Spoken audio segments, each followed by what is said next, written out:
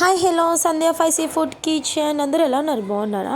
ఇప్పుడైతే నేను మీ గోంగూర పచ్చడి అయితే చేయబోతున్నానండి. అందరూ ఆంధ్రాలో ఎలా చేసుకుంటారో అలా చేస్తాను చూడండి. గోంగూర పచ్చడి ఫస్ట్ అయితే వెల్లుల్లిపాయలు అయితే వేసుకొని బాగా ఫ్రై చేయాలండి. వెల్లుల్లిపాయలు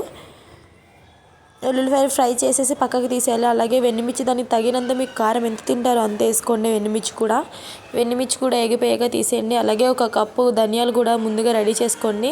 అవి కూడా వేసేసుకొని మా బాబాయ్ అయితే దానికోసం వెయిట్ చేస్తున్నాడు తినాలనేసి. ధనియాలు అయితే బాగా ఫ్రై అవ్వాలండి. అలాగే అందులో కొంచెం జీలకర్ర మెంతులు కూడా వేసుకోండి. సలవ చేస్తుంది మెంతులు కూడా వేసుకొని బాగా ఫ్రై చేయండి. చూడండి బ్లాక్ కలర్ వచ్చే వరకు, అంటే బాగా మాడద్దు, లైట్గా అంతే అండి. తర్వాత గోంగూరకు పక్కన కడిగి పెట్టుకున్న గోంగూర కూడా వేసేసుకోండి. గోంగూర అయితే నూనెలోనే వేపాలండి, ఉడకపెట్టొద్దు. ఉడకపెడితే టేస్ట్ అనేది ఉండదు, వేపితేనే టేస్ట్ అనేది తెలుస్తుంది మీకు కూడా.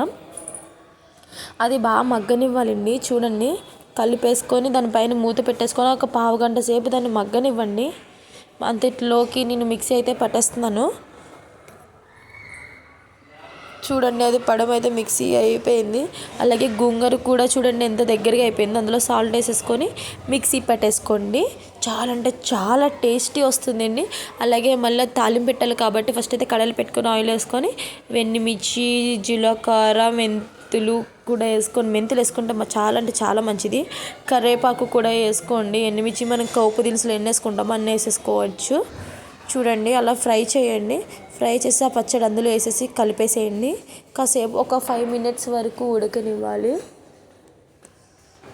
మీరు నూనెలో ఎగితేనే అది మగ్గుతేనే బాగా టేస్ట్ అనేది తెలుస్తుందండి. పచ్చడి అయితే మాకైతే చాలా అంటే చాలా బాగా నచ్చింది. మీరు కూడా ఇంట్లో ఒకసారి ట్రై చేసి చూడండి. సాల్ట్ సరిపోకపోతే మళ్ళీ వేసుకోండి. చాలా అంటే చాలా టేస్టీగా ఉంది. నచ్చితే లైక్ చేయండి, షేర్ చేయండి, కామెంట్ చేయండి. మై ఛానల్ సబ్స్క్రైబ్ చేసుకోండి please friends. Thank you. Bye bye.